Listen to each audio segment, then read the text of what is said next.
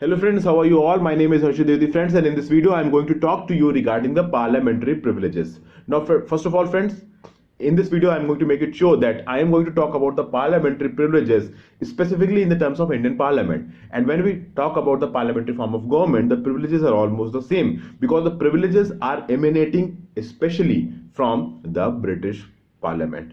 Okay, so now here we are going to talk to you regarding this parliamentary privileges, especially in the context of India. Now, parliamentary privileges in India are special rights, immunities, and exceptions that have been granted to the two houses of the parliament, that is the Lok Sabha and the Rajya Sabha, and this privileges extends to their committees and also to their members. Now, this privileges is very important and necessary to ensure the healthy and autonomous functioning of these two houses, and privileges are being given to them so that it can be made sure that the independence of the working of these two houses can be maintained and there is no undue influence of any outside organization on their working. And it is also important to maintain their authority, dignity, honor of the houses also and their members also, so that the houses and the members can discharge their parliamentary responsibilities. The constitution has extended the parliamentary privileges to those persons who are entitled to speak and take part in the proceedings of the house of the parliament, that is Lok Sabha and Rajya Sabha. So by this saying this, I am trying to employ that in addition to the members of the parliament, this parliamentary privileges has also been extended to the attorney general, because attorney general has the authority to sit in both the houses, and also to the union ministers. Union minister can belong to a particular house. Okay, now if for example the honorable Smriti Irani, she belongs to the Rajya Sabha, but being a minister, she also has a power to have the parliamentary privilege that is being allocated to the Lok Sabha. So these union ministers are also entitled to parliamentary privileges, and the Attorney General of India is also entitled to parliamentary. There is one thing to make sure that these parliamentary privileges do not extend to the president, despite being the fact that president is an integral part of the parliament. What does our parliament constitute of? Lok Sabha, Rajya Sabha, and the president. But president still doesn't have the parliamentary privileges. What is the reason for that? The reason is that the president is already having a lot of immunity power, so there is no need of parliamentary privileges for the president. Then classification of parliamentary privileges, we can say that parliamentary privileges are of two types. First is the privileges that is being entitled to the House of Parliament collectively, and the second that the privileges which are being held by the members individually. Now first we are going to talk about the collective privileges. The privileges which belong to the each Sabha of the Parliament collectively are, first of all, that it has right to publish its debates, proceedings, reports, and it also has the right to prohibit the others from publishing the reports of the Parliament. Now the 44th Amendment Act of 1978, which nullified most provisions of the 42nd Amendment Act of 1976, it restored the freedom of the press, it restored the freedom of the media to publish the true proceedings of the Parliament, true reports of the parliamentary proceedings without having the permission of the Parliament. But still, when a parliament is conducting a secret sitting of the house, in the case of a secret sitting of the house, the media is not allowed to publish the report without prior permission of the parliament. Okay, then obviously the parliament has the power to exclude strangers from sitting in the house and in its proceedings during secret sittings, or when there's when a discussion is being going on some important matters, then the strangers are not allowed inside the parliament. Then parliament can make rules to regulate its own procedures and conduct of its business, and how adjudication will done upon the matters which are pending in the parliament. These rules and regulations will be made by the parliament itself. Then the parliament can punish its members also, as well as the outsiders, for breach of privileges. It can do it by reprimand, admonition, imprisonment. The meaning of reprimand, admonition, imprisonment is different. You have to check it in detail. And also suspension can be there. For example, the 6th Lok Sabha in 1971 suspended Indira Gandhi. So this is also one of the privilege, the collective privilege of the House of Parliament, that is our parliament. Then the parliament has a right to receive the immediate information of the arrest, detention, conviction, imprisonment, and a release of a member. For example, if any parliamentary member is suffering from an arrest or conviction or imprisonment, or he is being released from the jail, the information should be duly provided to the parliament of the same.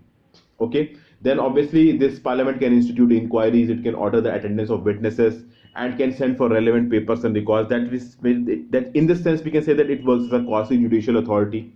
Then coming forward, The courts are prohibited to inquire into the proceedings of a house or any of its committees. That the courts are not will be allowed to know what's going on inside the house and or any of its committees or any of the parliament's committees. The courts do not have the power to interfere in the workings of the committees and of the parliament. Okay. Now, any person, be that person a member or an outsider, if he is inside the parliament, okay, so within the precincts of the parliament or within the precincts of the house, no legal process, be it civil or criminal, can be instituted on that particular person who is present in the precincts of the house without the permission of the presiding officer. And who is the presiding officer? In the case of the Lok Sabha, it is the speaker, and in the case of the Rajya Sabha, it is the chairman, that is the vice president of India. So any person cannot be arrested, any person cannot be served a legal or criminal notice without the permission of the presiding officer of that particular house if the matter is happening within the precincts of that house. Now, coming forward to the individual privileges. Now, what are the individual? These were the collective privileges. First of all, the first individual privileges is that if a session of parliament is going on at that point of time, and 40 days before the beginning of the session of parliament and 40 days after the end of the session of a parliament, any member of parliament cannot be arrested. Any member of parliament cannot be arrested during when a parliamentary session is on, 40 days before the parliamentary session and 40 days after the parliamentary session, and this privilege is available only in civil cases, not in criminal cases. That is, in the criminal cases or in preventive detention cases, the arrest can be arrest can be executed at any point of time. But when a civil case, in the case of a civil case, an arrest cannot be taken during a session of parliament, 40 days before the beginning of the session of parliament and 40 days after the end of the session of parliament. Also, these parliamentarians, they have freedom of speech in parliament, so no member will be held responsible for anything said or any vote given by him on the floor of the house or in any of the committees of the parliament. Okay, now the speaking, that means that the member of parliament has a right to speak inside the parliament, and he cannot be held liable or being punished for anything spoken on the floor of the house, okay, or any vote given in the parliamentary committees. But there are certain exceptions to this rule.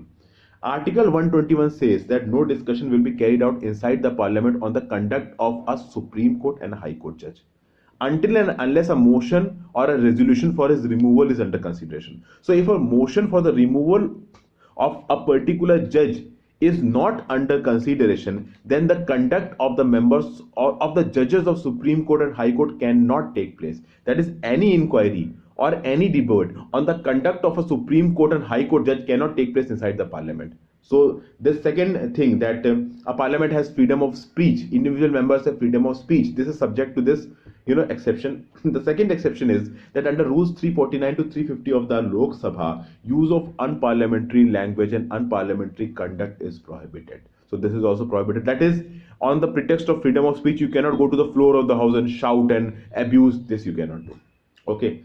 Then parliamentarians are exempted from jury service. What does that mean? That if a session of a parliament is going on, okay, and you have been summoned by the court to come to the court and give the witness, you are exempted from doing that because the session is on. So during a session of the parliament, the person is exempted from jury service. So this was what I talked to you regarding this parliamentary privileges, friends. I have completed the collective privileges and the individual privileges.